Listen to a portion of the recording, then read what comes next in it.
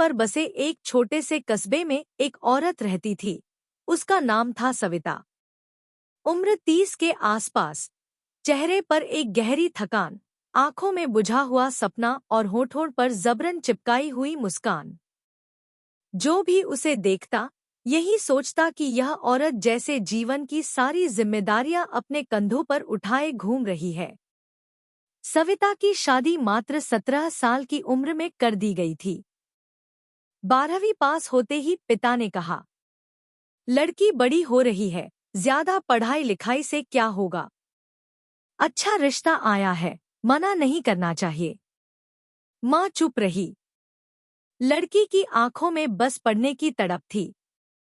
वह कॉलेज जाना चाहती थी, गणित में डिग्री लेना चाहती थी।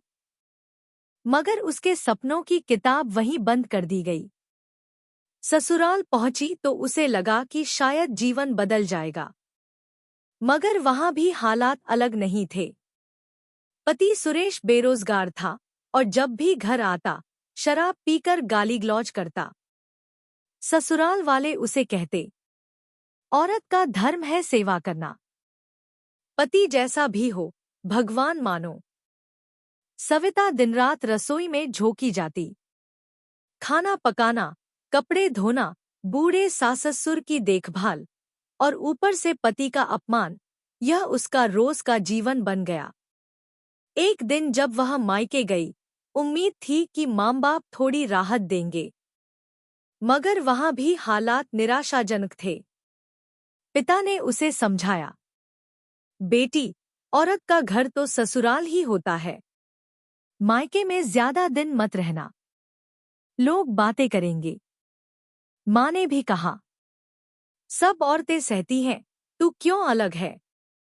सविता समझ गई, उसका कोई घर नहीं।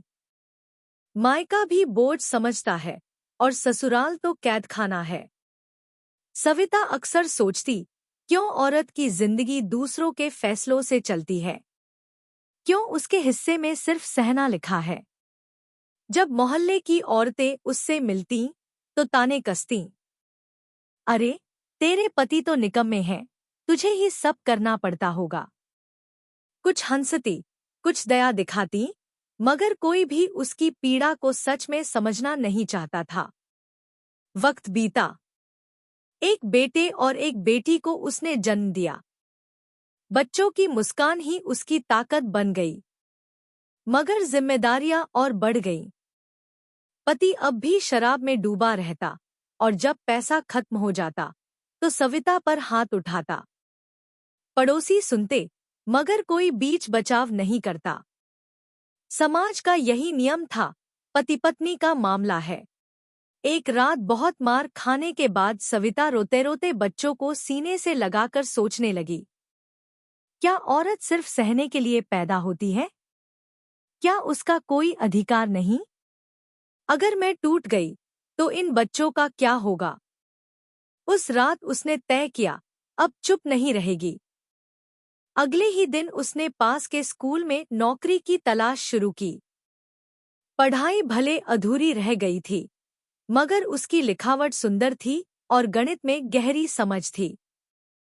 प्रिंसिपल ने कहा, तुम ट्यूशन दे सकती हो, बच्चों को पढ़ा सकती हो। धीरे धीरे सविता ने मोहल्ले के बच्चों को पढ़ाना शुरू किया। जो पैसे मिले उनसे उसने बच्चों की किताबें खरीदीं। पहली बार उसे लगा, मैं भी कमा सकती हूँ, मैं भी किसी पर निर्भर नहीं। ससुराल वालों को यह रास नहीं आया। औरत का काम घर है, बाहर जाकर काम करना इज्जत के खिलाफ है। पति ने भी गुस्से में कहा, अब तू पैसे कमाएगी और मुझे नीचा दिखाएगी। मगर सविता अब बदल चुकी थी। उसने डटकर जवाब दिया, मैं बच्चों का भविष्य बनाऊंगी। तुम्हें अच्छा लगे या न लगे, मैं रुकने वाली नहीं। लोग बातें बनाने लगे, देखो, औरत घर से बाहर निकल आई है। आजकल की औरतें हाथ से निकल रही हैं। मगर सविता ने किसी की परवाह नहीं की। उसकी नजर सिर्फ बच्चों पर थी। धीरे धीरे उसकी मेहनत रंग लाई। बच्चे अच्छे स्कूलों में पढ़ने लगे, मोहल्ले में उसकी इज्जत बढ़ने लगी। स्वाभिमान की लौ। कई साल बीते। सविता ने अपनी बेटी को कॉलेज भेजा। वह सपना, जो खुद अधूरा रह गया था, उसने बेटी की आंखों में पूरा होते देखा। बेटा भी पढ़ लिख कर नौकरी करने लगा। अब वही समाज, जो उसे ताने देता था, कहता था, सविता सच में साहसी औरत है। उसने अपनी जिंदगी खुद बनाई। पति अब बूढ़ा और बीमार हो चुका था। शराब ने उसका शरीर खोखला कर दिया। वह पछतावे में डूबा था, मगर सविता ने कभी बदला नहीं लिया।